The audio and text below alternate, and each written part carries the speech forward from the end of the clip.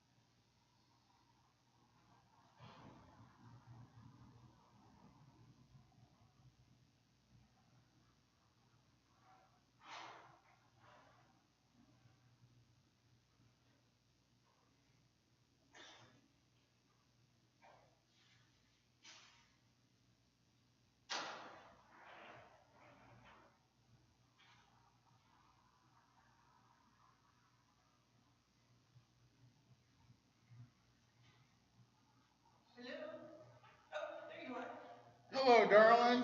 How are you? Oh, I put the book here. Did you happen to move it? No. Oh, wow. Okay, Mr. Seahorse book was sitting right here because I didn't Last night, put it here Friday night. there was a memorial service in here. Oh my God, I realized I didn't even think about that. I'm gonna go look for Mr. Seahorse. Oh, we're being streamed, you and I. Hey, Micah? Yeah. Help me look for Mr. Seahorse. I said it. Can Mr. Seahorse for him? And I forgot there was a funeral and it's not there anymore. No, that is not good at all. I'm not exactly reading the book. Check over here.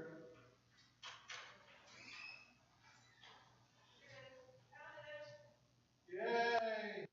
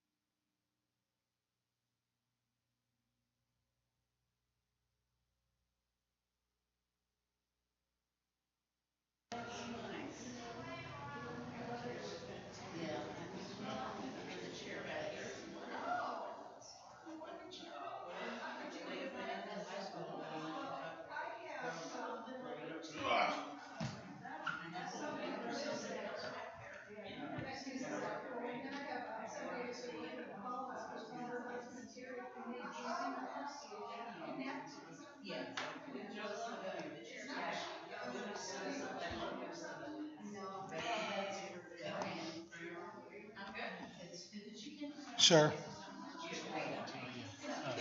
Carolyn came yesterday to the service. She didn't bring she lost. So if it's Yeah. but I I talked wish to she had come and said hi. yeah, She didn't. I didn't even know she was here. yeah, she kind of keeps to herself. She helped out a little bit. But anyway, Yeah, if you see a that's ring, weird. Why would she take it off? well, or how did it come up? Yeah. Yeah. She may be in her car, it may be, but anyway. Okay. I have not seen anything, but thanks. James, good to see you.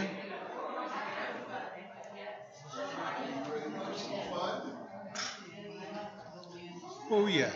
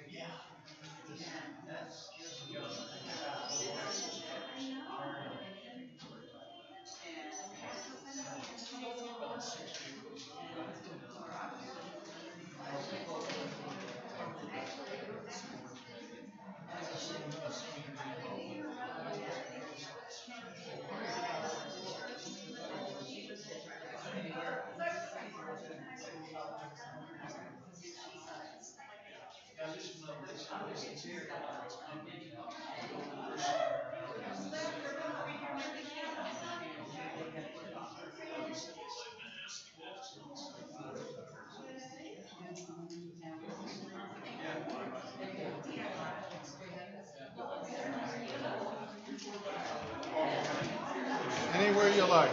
I'm right here.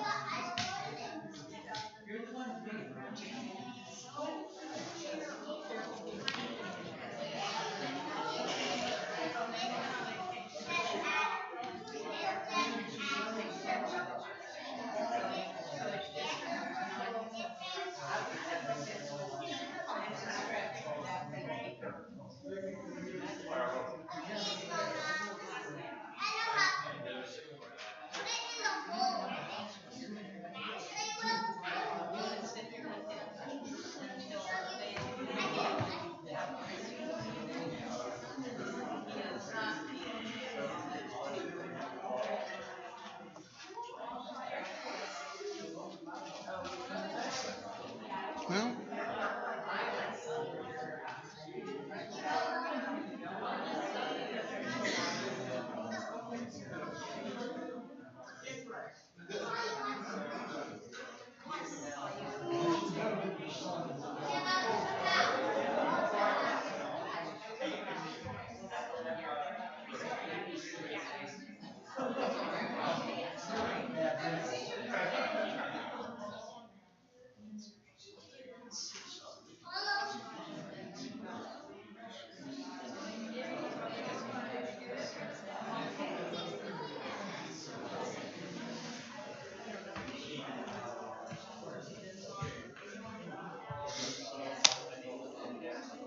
Good morning.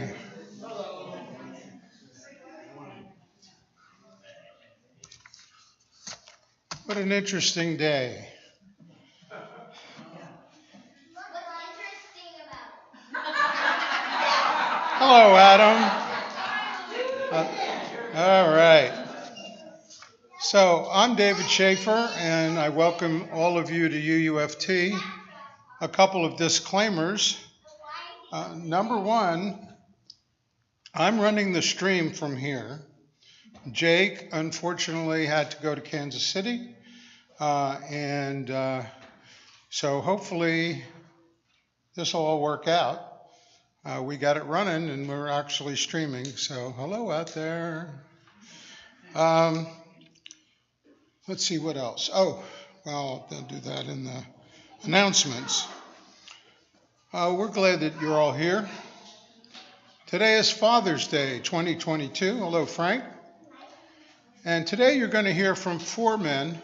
Used to be 5, because Jake was one of them and will not be speaking. Although I'm sure he's speaking, but just not here. We'll look at fatherhood from 4 different perspectives and viewpoints. I hope boy, my mouth isn't working yet. I haven't had enough coffee. I hope you enjoy what they share with you. So normally I would go into this long, sometimes humorous welcome speech, but instead of that, I'm going to share a blessing. The Blessing Are Many Masculinities by Kyle Flannery, a Harvard Divinity School trained chaplain and friend of the UUA. We bless today all the masculinities with us and within us. We bless you who shelter us and are queer, you who grow flowers, you who take up welding and are proud to work in a shower of sparks. We bless you whose heart hammers at taking up a power drill, you who know the names of the birds and bees, each life regarded and held gently. We bless you who paper over fear with swagger, your little bird heart beating fast, saying, "Let me be free, please don't laugh." We bless those of us who don't have words for what we feel, whose strength lies in planning, hoping hard that action will be enough. There is a space for you in the landscape of vulnerability. We bless those of us who are confident, knowing in our bones our own value. We bless those of us who live with disability, who find new ways of loving a body, its essence, its gifts, not just what it can do with ease. May we find a measure of strength again each day for the journey. We bless you who tried new things at age 60, 70, 80. May you find joy and not perfection. We bless you who have to figure out how to relax intentionally, for whom retirement is a mystery to be tried one day at a time. We bless you who never made enough money to retire, those who hesitate to sign anything because the law has always taken away and never given. May your name come to mean power and not suspicion. We bless you who live with a government name or an assigned gender that doesn't fit. May the place where you live come to join you in embracing complexity. We anoint those of us who don't seek health care, who seek self-sufficiency because it is safe and proud. May you learn the rest and risk of being cared for. We bless those who find courage in speaking up for others. May you teach others your gift of saying hard things with kindness. We bless you whose hearts are a brilliant magnolia print and whose hearts are plaid, those who live your masculinity in a skirt with sequins and boots, who learned how to work a sewing machine in secret. We bless you who wait for others to speak first, those who use your power to lift up voices around you. We bless you who wait for others to speak. Oops, I read that one, sorry. And those of us who don't recognize our power and need to be witnessed again and again to know we are seen. We bless you, we bless you, we bless you. We witness you. We bless you who shelter us and are queer, You who grow flowers, your children are all around you. We bless today and all the masculinities with us and within us. And now we'll have the chalice lighting with Bobby Schaeffer.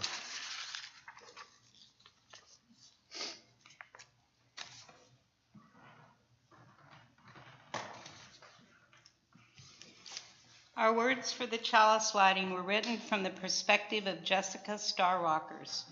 Perhaps her specific memories will elicit your own. She writes, "Every Sunday morning growing up, my father would take us to Mass at St. Peter's Catholic Church. I loved the hymns, the smells, and bells, as they say, but the sermons were kind of a bore. So I would occupy myself by counting the cuts and scrapes and bruises on my father's hands. My dad was an electrician and a farmer, working with his hands from before the sun came up until long after it went down. So every week I would take his large hands in my little ones, turning them over, examining, discovering new bruises, and keeping track of the healing of the old ones. I would count the wounds and whisper the tally in his ear. I loved that he let me hold and investigate his hands in this way, snuggled up next to him in the pew in the quiet of the church with just the priest's voice in the background. Having two jobs that demanded his attention, my dad didn't always have time for such intimacies, except on Sunday morning. And I took pride in these wounds. It was evidence of how hard my dad worked to take care of his family. He was a man who was often uncomfortable with expressing affection, but I could see in those hands how much he loved me. Was my dad a good dad? Was he there for me when I needed him? Did he protect me and provide for me? Did he care about me? When I ask myself those questions, I think of his hands. We dedicate the lighting of our chalice today in honor of the hands of our fathers, for all the ways and all the hard work that they do to show us that we are loved.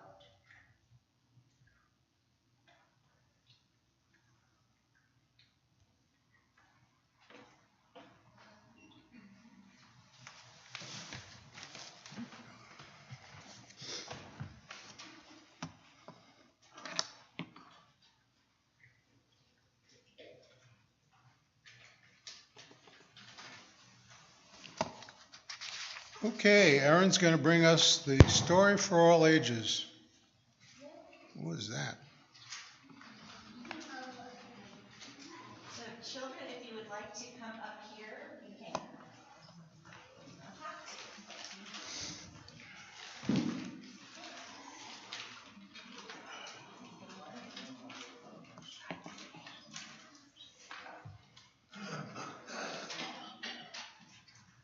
I have one of my very, very favorite, I'm sorry, I shouldn't call Thank you. this. Thank you. Thank you so much. I have one of my very favorite Father's Day books here, Mr. Seahorse by Eric Carle.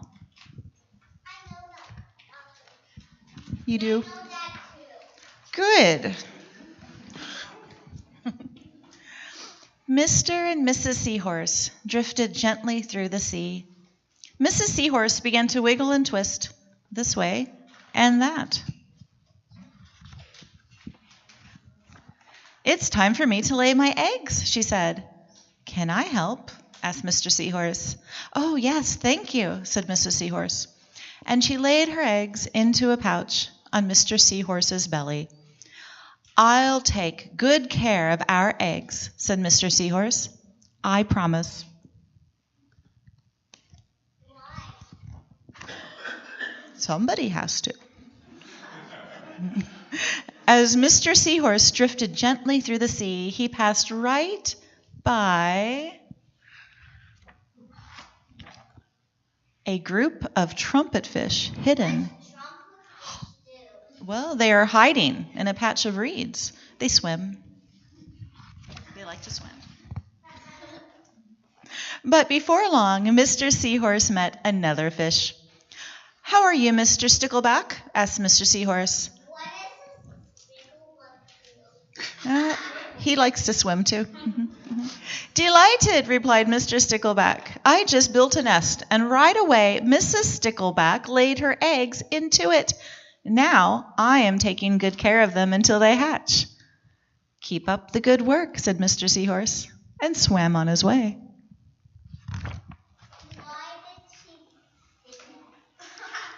Somebody has to take care of the eggs. As Mr. Seahorse drifted gently through the sea, he passed right by a lionfish. This is a lionfish. And he was hidden behind a coral reef. He likes to swim too. But before long, Mr. Seahorse met another fish. How are you, Mr. Tilapia? They swim.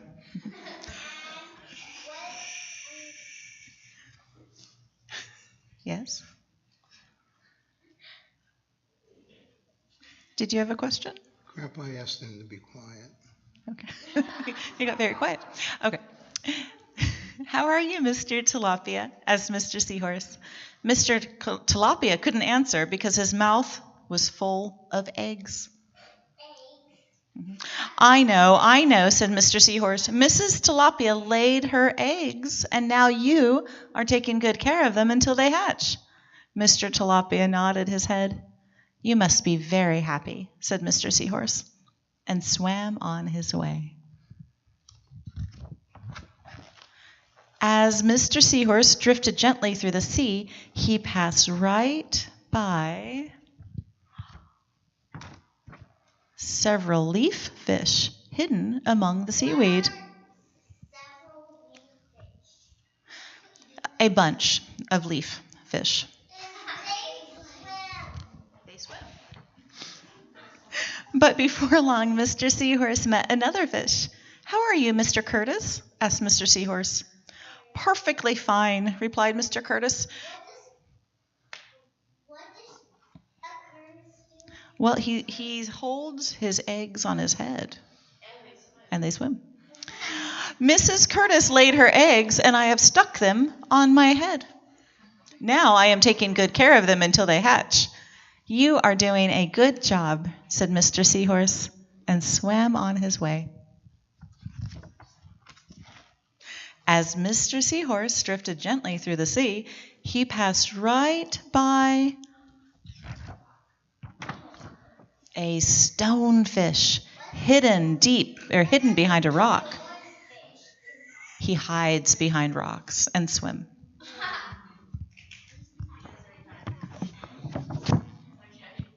But before long, Mr. Seahorse met another fish. How are you, Mr. Pipe? Asked Mr. Seahorse. Oh, he likes to swim. Couldn't be better, replied Mr. Pipe. Mrs. Pipe laid her eggs along my belly. Now I am taking good care of them until they hatch. You should feel proud of yourself, said Mr. Seahorse, and swam on his way. I like how all the fish are taking care of the babies, all of the dad fish. But before long, Mr. Seahorse met another fish. How are you, Mr. Bullhead? Asked Mr. Seahorse. They swim. Tip-top, replied Mr. Bullhead. Mrs. Bullhead laid her eggs, and the eggs hatched. Now I'm babysitting. You are doing a fine job, said Mr. Seahorse, and swam on his way. The time had come for the seahorse babies to be born.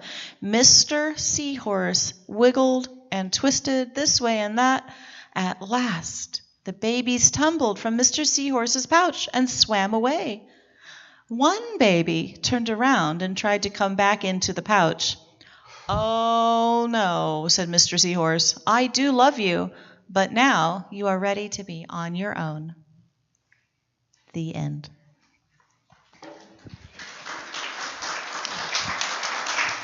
Would one of you like to carry the lantern? Matone will carry the lantern today. That's fine.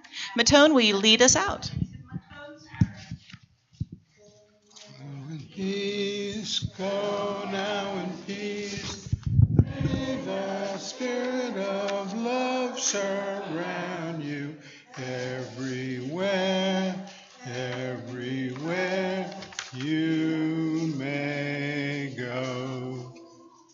Go now in peace, go now in peace. May the spirit of love surround you everywhere, everywhere you may go. So announcements. One thing is these lovely flowers. Some of you may remember Marilyn Schroeder. She passed away, a week or so ago. Yesterday was her memorial service, and the family donated these flowers to our service today. Anybody interested in looking at the order service from yesterday's service? It's up here. Be glad to share it. Okay, announcement. Janine, raise your hand. The one you can raise. Janine needs a ride home. If somebody is available to give Janine a ride home. Okay, Lauren Chris's birthday is June 24th. Coming up. I believe that's the only one we got this week. Monday, 6 p.m., Peaceful Heart Sangha via Zoom. Check with Chuck to get the Zoom link. Or ask me later and I'll tell you how to get in touch with Chuck. Tuesday, 6:30, the Archives Working Group will be working on the archives. And see Raymond Powers for information. Raymond's right back there. And then again, Raymond Powers on Thursday, 6:30, the Topeka Friends of the Environment will be here, right here in Scanlon Hall. The talk will be about the recycling in Shawnee County. I'm coming to that one. I've got a lot of questions about recycling. I do a lot of work to recycle, and we actually have 2 recycling bins in the back of our house, and we usually fill them up every 2 weeks. But I'm wondering where all that stuff's going, because if they're throwing it out, I'm throwing it out. Anyway, any other announcements or joys and concern? Step right up. Yeah, I'm Dennis Bosley. I just want to tell you the Topeka Police Department is going to have crisis intervention team training July the 18th through the 22nd. So far, we've got 23 officers signed up, not including sheriff's officers. And also, I just want to mention there are a lot of police officers that are quite distraught over the fact that the city council and city manager decided to bulldoze 20 homeless camps onto the levee on May the 9th and 10th, and I think so far they've spent about $125,000 to do that. So this is what we're dealing with. Not good. Any other announcements, joys and concerns? Well, then I will ask you, well, let's see if I can make this happen here. We're going to do the offering.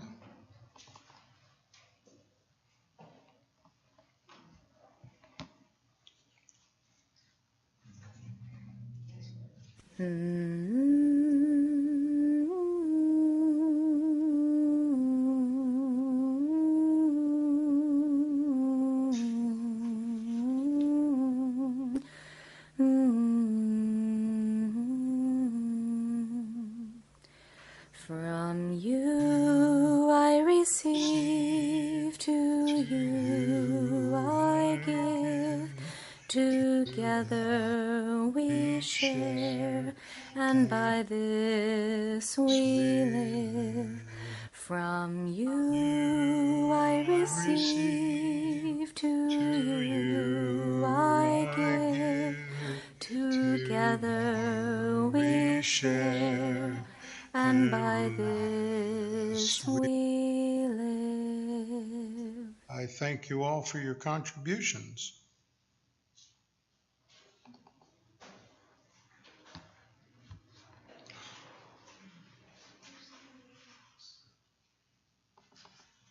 There we go. So far, so good. Okay. Notes on fatherhood. Those of you who were here for our Mother's Day presentation, which I was also honored to host, I found some interesting quotes about motherhood. Well, guess what? I've done it again. Okay, so Father's Day is celebrated on the second day in June every single year. It's only right that Mother's Day comes first. I've always thought that matriarchal societies were better, more prosperous, and safer than patriarchal.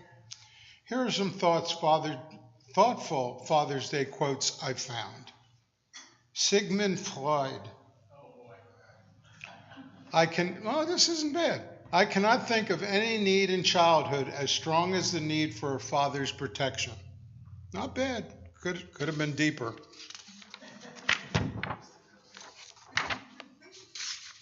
That philosopher, Mike Myers. Yeah, I think it's that one. Anyone who tells you fatherhood is the greatest thing that can happen to you, they are understanding it. That's pretty serious for him. Mark Twain. When I was a boy of 14, my father was so ignorant, I could hardly stand to have the old man around. But when I got to be 21, I was astonished at how much he has learned in 7 years. Everybody remember Wally Schirra? Right? The astronaut. You don't raise heroes, you raise sons. If you treat them like sons, they'll turn out to be heroes, even if it's just in your eyes. Someone I don't know, J. August Strindberg. Anyone know that name? Yeah? Okay. Actually, I've seen the name. That is the thankless position of the father in the family, the provider for all and the enemy of all. And one of our presidents, Harry S. Truman. I have found the very best way to advise your children is to find out what they want to do and advise them to do it. And then another great philosopher, Ray Romano. Having children is like a frat house. It's like living in a frat house. Nobody sleeps, everything's broken, and there's a lot of throwing up. Amen. Today, we welcome 3 of our members who will speak to their own encounter with fatherhood. But first, my thoughts on my slight brush with parenting. I'm a father or stepfather to 7. 2 of them adopted. And a grandfather or step-grandfather to 12. It's been a real roller coaster. I've screwed up royally on many occasions.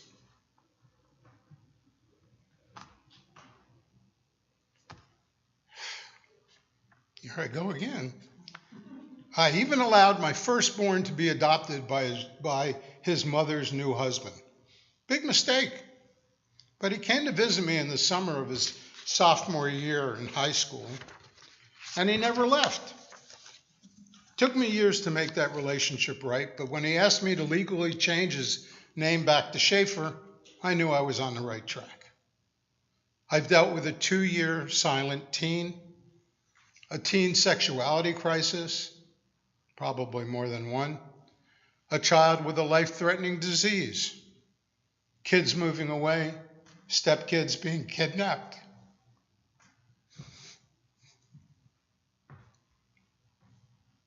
Sorry. A lot of weird memories. Being accused of harming a kid, being cleared of the charges in less than 2 weeks, etc. In other words, a fairly typical fatherhood. But in spite of that, I am grateful for every second I've spent with my kids, good times and bad.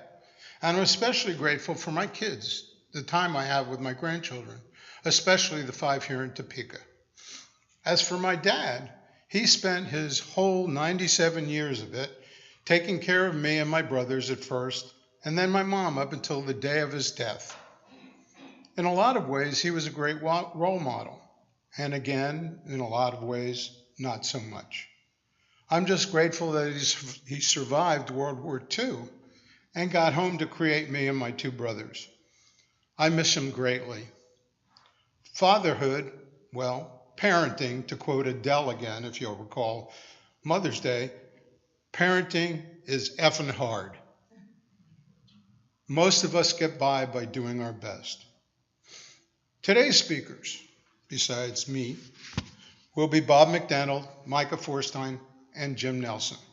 Afterwards, you can have your say about fatherhood, but right now, I ask that you give them your full attention. Thank you.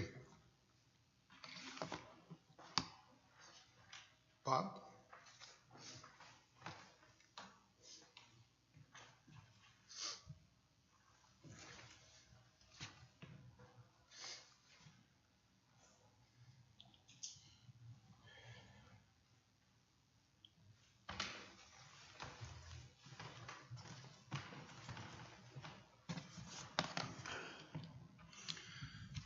40 years ago, it didn't take this long to get to the podium, and I wasn't looking at my image when I stood at it. Before I get started, I'd like to acknowledge that for Father's Day, my son, Orion Jordan, was able to come visit. And if you're wondering how I could possibly have a son older than I am, I have the same questions, but it's a long story and I won't cover it. The other thing I want to acknowledge, just in case you're confused, is that Bobby Schaeffer in the front row is in fact my sister. Most of you may know that, but because she's my sister, earlier this week I sent her a copy of the first speech, and she went through it and read it carefully and sent me back the list of things that I could do to improve it. This morning I gave her the new improved version, and she noted that I had a typo towards the end of the thing. And I can only tell you that sisters are wonderful, Bob in particular. As I said, my name is Bob McDaneld, and I am one of this morning's speakers. I want to talk about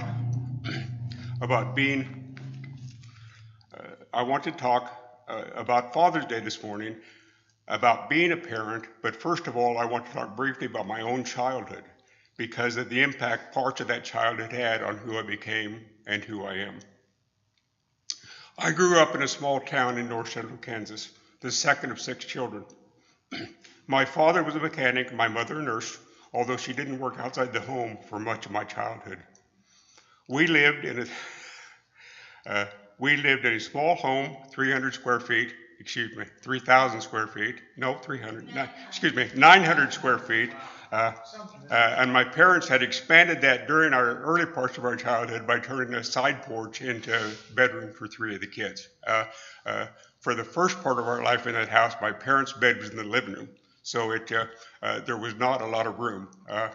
And there weren't a lot of bathrooms. So you get very, very close to lots and lots of people. As a young adolescent, my primary role in family life was to minimize my father's anger, which was frequent. Anger had always defined my father, but when I was 13 and our family was dealing with the death of a new baby, that became his defining characteristic. At that point, the 6 kids ranged in age from 4 to 14. For the next 3 years, we dealt with our mother's depression, our father's anger at all that had happened, and an overwhelming sense of loss for all of us. I am providing this family history mostly to explain my discomfort about marriage and children. I did not want to relive my own childhood playing my father's role. I married Richie when I was 31. She was a mother of 2 small children and had decided years earlier she would have no more children. Her kids, Kurt and Kara, were 8 and 5 when we began dating in 1978. We were married a year later. For a person who was conflicted about having children, and I do mean conflicted, marrying Richie, who could not have more children, seemed a perfect fit. As you know, and as has been stated several times, today is Father's Day. Father's Day is not one of my favorite holidays. I don't know if it ever has been. I don't know if it ever will be. so I'm a little surprised that I'm talking about it this morning. In large part, it is an uncomfortable day because my stepchildren, Kurt and Kara, always spent that day with their father, which, by the way, is perfectly sensible, makes a lot of sense, still makes a lot of sense. But at the time, I always felt left out. And being left out of your own family unit is not a place where I wanted to be. Being a step-parent, like everything else is important in life, has been a learning experience for everyone involved, including me. Creating a blended family, and I hate the term blended family, is not easy, and I often thought that I was the odd man out. What I now recognize is that none of us, including Richie, including Kurt, including Kara, had any idea what we were in for, and there was probably as much disappointment as there was happiness. Today, reflecting on more than 40 years of step-parenting, the good parts far outnumber the bad. In part, this is because Richie and I became grandparents 14 years ago, and our grandchildren, Xander and Nick, were the best parts of our lives. In hindsight, my fears of becoming my father were overthought, and my life had been filled with children, including many who were not my own.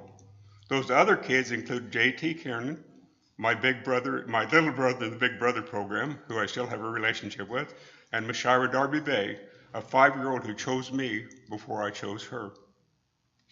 Finally, I want to recognize Jesse, Jabel, and Josh Wilson, who were the first visitors to a new country home and who continued coming throughout their childhood. Our home was filled with a succession of kids, all of whom are an important part of our lives. They include the children of friends, kids in foster care, kids from the RE program here at Fellowship, and a host of others who needed and hopefully received what we had to provide. The youngest of those children is now 30, the oldest more than 50. I have chosen this morning to mention only the children with whom I have no genetic connection, but my life has also been enriched by my nieces and nephews and their children. Finally, I want to close by thanking my grandsons, Xander and Nick Blazing, who are key to whatever contentment I have found in old age. If life is a learning experience, they have been the best teachers. Thank you.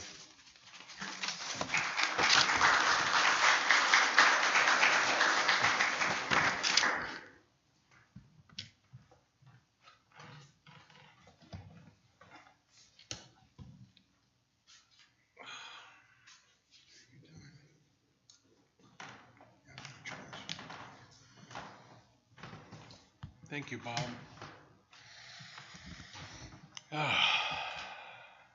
If you'll excuse me, had a rough night last night, so just bear with me a little.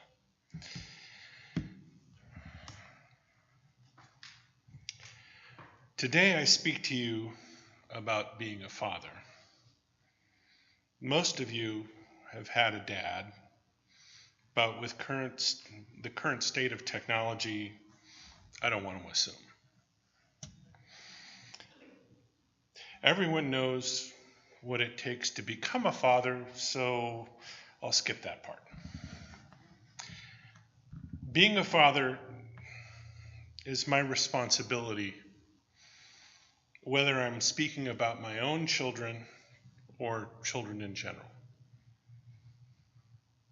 I have 3 basic responsibilities: keep them fed, keep them safe, and educate them enough to be able to stand on their own 2 feet. Oh, of course, I left out love, which I do with all my heart. I am blessed or lucky to have 3 children of my own: Kayla, Estella, and Dylan, my stepson. Both Kayla and Dylan are now young adults, and Estella is a tweenager. So far, I haven't messed them up too bad. So I must be doing something right. For me, being a dad is all sorts of little things beyond the responsibilities. It's holding your baby and saying to yourself, what a miracle. It's saying, get down off the arm of the sofa in an authoritative voice, only to have them lie down on the ground in sarcasm and say, is this low enough for you? It's telling them they can't date until they're 35 and them coming back with pounds or the look of panic on my face when they decide to play hide and go seek and don't bother to tell me. Or holding a giant blood-engorged tick that had fallen off the dog and asked, Barry? Fatherhood is providing the materials to follow your dreams, whether it be a pen and paper, a new cello, or a computer. As a father, I enjoyed telling bad jokes with my kids, for which they respond, Dad, and roll their eyes. Being a father, of course, is a lifetime commitment. It doesn't matter whether you're 20 or 120. Fatherhood will define your actions and thoughts from the moment you become one, or at least they should. I would like to think that I am a better father than my own, but I have repeated many of the same mistakes. My own father was very charismatic, but he had a loud voice and frequently fell into bouts of depression. This and his divorce from my mother made it hard for him to be there for me. I relied on my friends' fathers and the Big Brother, Big Sister program to give me what I craved, which was my father's attention. Don't get me wrong, the time that I had with him was usually fabulous. And regardless, I turned out well adjusted, I think, and resolved a lot of my problems with my father before his passing in 2012. I wasn't depressed the same way he was, but I did have to leave for work for a few years. Early in Estella's life, which I have struggled to repair with her. I think it's working, but with teenage years just starting, it's hard to tell. I too have a loud voice, which I continue to try to keep in check. I am fortunate to be a father with Erin as mother to my children. They are everything I hoped they would be and more, making my own mistakes seem less important. They do want me to get healthier, so I can be a father longer. I think they secretly love my dad jokes.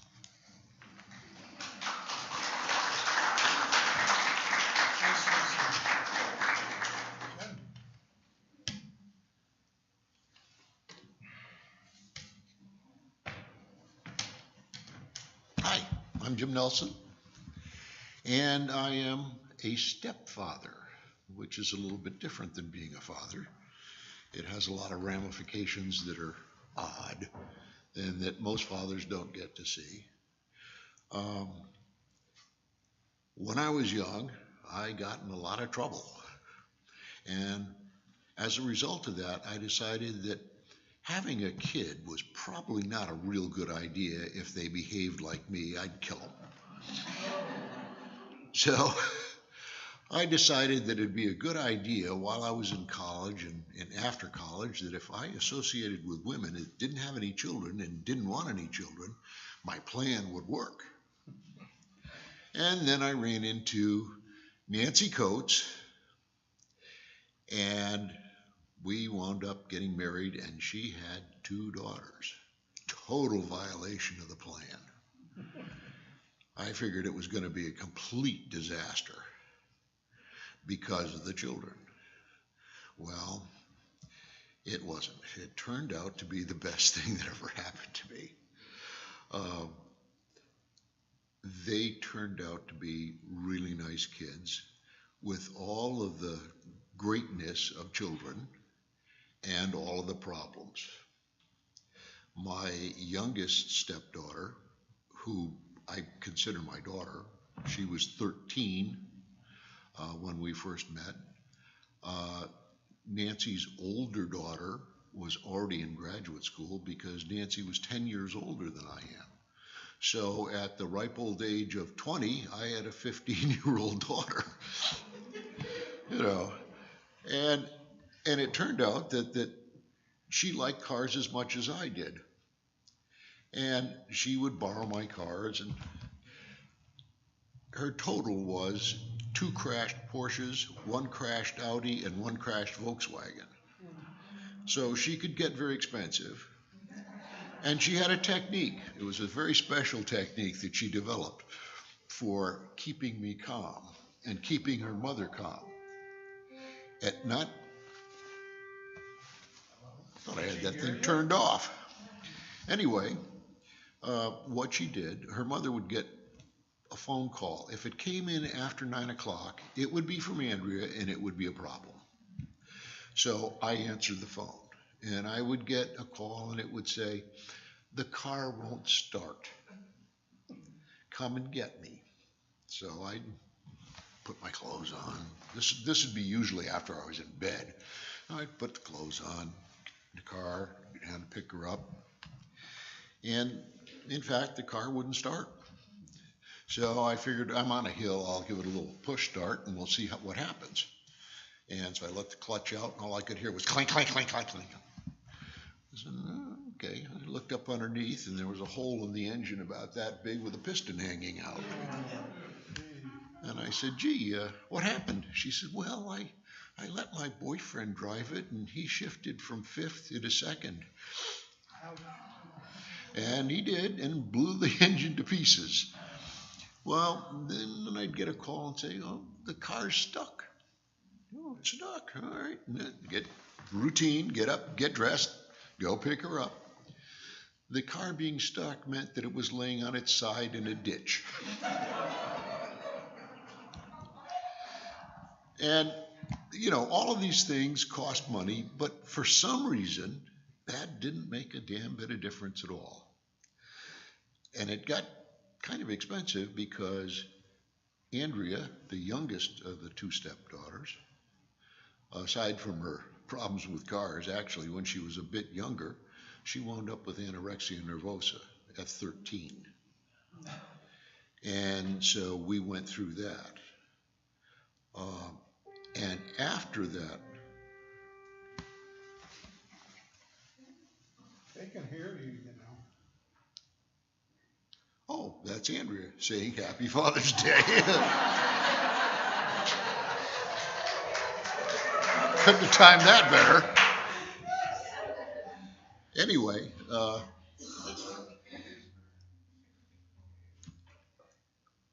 that anorexia, you know, I had just met Nancy. We had just started living together, and Andrea goes to the psychiatric hospital to the tune of 6 months and $28,000. However, having a sick kid, none of that makes any difference. Because at that time, Andrea had gotten over the, I'm going to go live with my father. Okay, go live with your father. And he said, You're not living with me. So, tail between her legs, she came back home, and the I hate you stopped, and we began to develop a relationship that didn't have anything to do with cars or money or psychiatric hospitals or anorexia. And we became very, very, very close friends.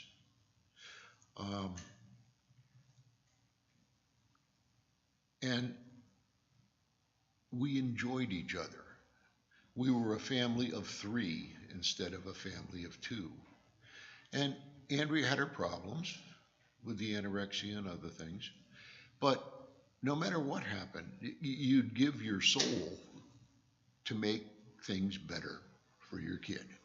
Step kid, your own kid, didn't make any difference to me. And that made it put, I'm not quite sure how to say this, it put life into my life. There was another person besides my wife who cared about me. And we still have an ongoing relationship that's lasted for years. And now I am a great-great-grandfather. Andrea had a son and 2 daughters. The son is I'm not sure what he's doing for Walmart, but he works for Walmart.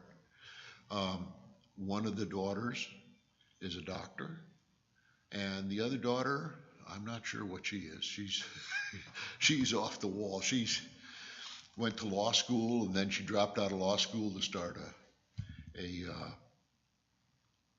a food wagon, and that didn't work out. And so she's been kind of problematic. But again, the grandkids are the same as the stepkids. You know, you step in and do what you can to make their lives better and easier. And that's been my experience as a stepfather. The good and the bad. And fortunately, there wasn't anything ugly.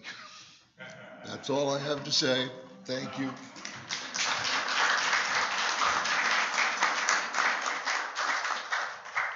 But wait, there's more. First, I just need to make a little mention to the younger people in the audience. Eventually, just like with the older people in the audience, your mind's you're gonna start forgetting things. And I am ashamed to admit that I had asked our Walt Racker to speak today and forgot. So, without further ado, I bring you Walter Racker.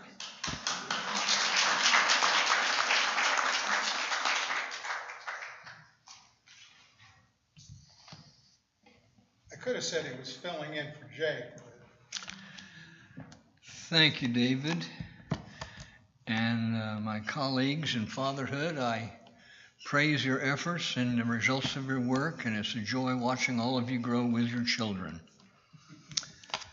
This Father's Day holds special meaning for me. I am both a father 3 times, a grandfather 5 times, and a great-grandfather once thus far to lovely Lola.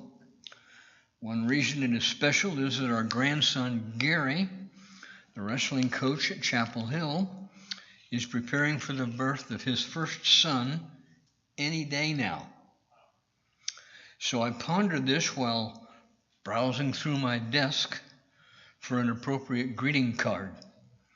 I didn't find any cards, but underneath my Roget's Thesaurus, I found my old slide rule.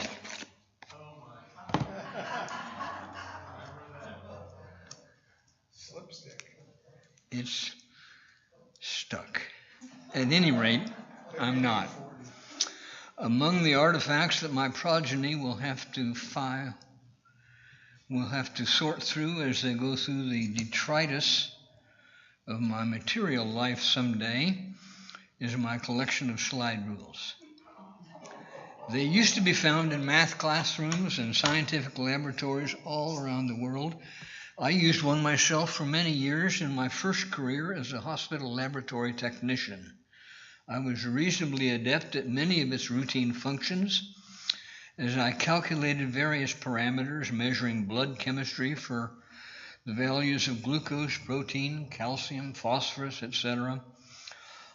Although it still functions as well as it did when I used it half a century ago, its value has decreased to the point where it's little more than a quaint conversation piece. So I really wanted to offer something original and profound about fatherhood, and my instincts tell me that any advice I might offer would be as outdated as this old instrument. I can only say that when it comes to parenthood, we are all amateurs, and we learn from other amateurs. We received no training, no certificates were awarded. Our commencement exercise was just the birth of our own child. And I use the word amateur intentionally. We think of that to mean someone who is unpaid, non-professional worker. In fact, it stems from the Latin verb amo, meaning to love. But it does not mean that the job is unpaid, for the rewards are rich beyond measure. When fatherhood is thrust upon us, we share the expected bundle of greeting cards congratulating us on our new role, telling us how our lives will never be the same, and we approach this task with great trepidation. Even those of us who may have been raised with other children in the family, we are insufficiently prepared for the future we will share with this newcomer in our lives.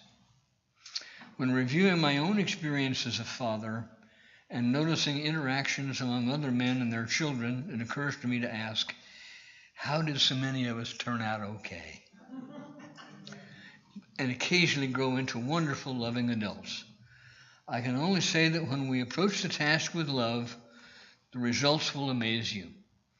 Just as a slide rule is only one tool for solving scientific and mathematical problems, there are many tools that you can employ as you raise your own child.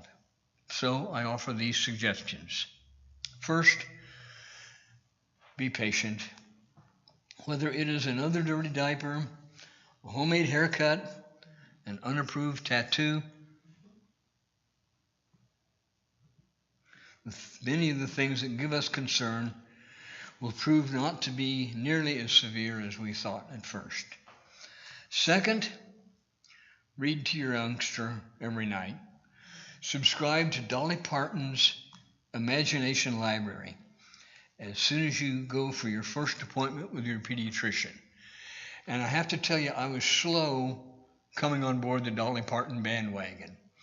I regarded her as vacuous, frivolous, and goofy, and just not a serious, legitimate performer and musician, until I learned that she has donated 50 million books to the children of America.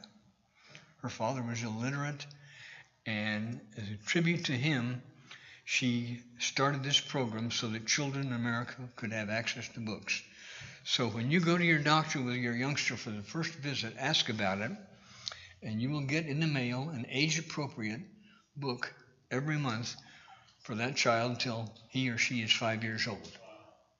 My daughter Hillary is a school teacher. I could rave all day about her. She says there is no greater indication of a child's success in life than being with parents who read to them regularly. Third, give your child opportunities to be useful. I can't think of anything that builds a greater sense of self-worth than helping parents. Pushing the shopping cart, carrying a sack of groceries, stirring the pot. We can do all these things ourselves more efficiently and quickly and probably more safely, but the satisfaction a child feels in being helpful is just boundless. So I will close with a final observation on the slide rule. You may not know this, but the inventor of the modern slide rule was Peter Mark Roget. a British physician and amateur lexicographer. I love thinking about how someone could excel in both the arts and the sciences. And many fathers hope their children will follow in their own chosen trade. But the best fathers are those who encourage their children to find their own paths in life. Thank you.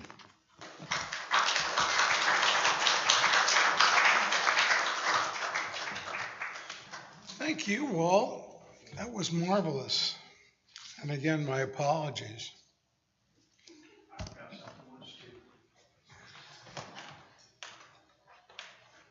So, any of you have any thoughts you'd like to share with the group about fatherhood or parenting, or you're all ready to make a rush? Come on up. We've got a microphone right here. Introduce yourself and have a speak. Hi, I'm going to back away from this. I have a voice that projects, so I won't be overwhelming. My name is Ellie. I'm a returning UU member. I've been out for about a decade. It's a long story. There's a lot of coffee. As someone who has gone through growth multiple times through a lot of different aspects, to the parents in the room, the realization as a child that the theoretical mutual exclusivism between doing the best you can and it potentially not being enough is a hard line to overcome and to accept. To have your protectors, your guides, the people who know and understand the world are showing it to you for the first time.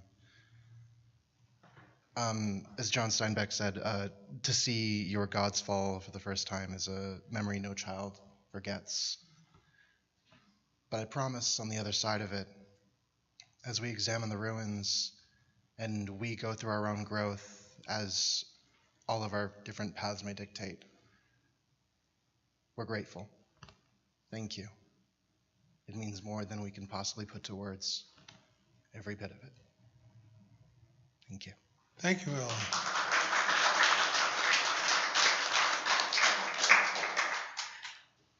Anyone else? If not, I have some final words. And the words come from Ryan Urey. And I have no idea who that person is, and I tried to find a reference to Ryan online. I did get this from the UUA website, or one of the associated websites. The complex feelings of Father's Day. Father's Day is an important time to check in with the complex feelings this day may evoke, as we've heard from all our speakers. The ideal of the wise, patient, loving, all-knowing provider was never more than a useful television trope.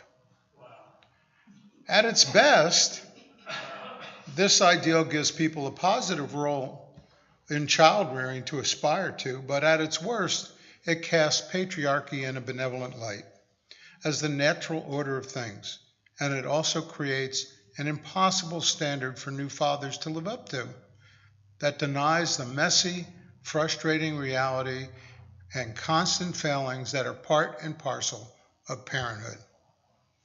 Sometimes it feels like Father's Day is more about enshrining a myth than it is about facing the realities of fatherhood that often fall so far short. For some of us, the story of fatherhood is about love, acceptance, and guidance. But for others, it is a story of rejection, abuse, shame, or abandonment. For some, it is a story of nurturance, but for others, it is marked by frustration and resentment, a story of burdens and unrealized dreams. For some, fatherhood is the longing for children unborn or lost to death or estrangement. Many of us have no father story at all. Whatever your story and feelings about having or not having, being or not being a father, we honor your unique experience this day and I invite you to let your experience be what it is without measuring it against false ideals. While your Father's Day may be anything but a celebration, the force of this idea of Father affects us all in one way or another. Let us take a moment to go inward and experience the thoughts and feelings we have about the concept of Father.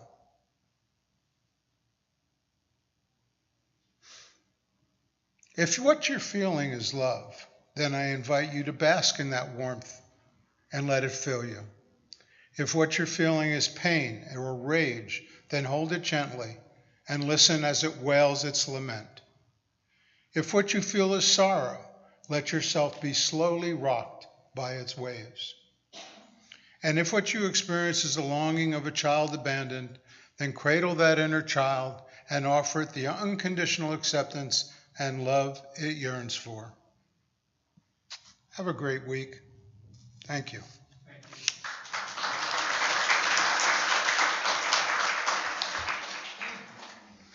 Oh, I might mention that anyone who wants a vote no sign, I'll be out there in a few minutes with a whole box full. And we're going to have bumper stickers in probably by next Sunday. Thank you, Bobby, for extinguishing the chalice.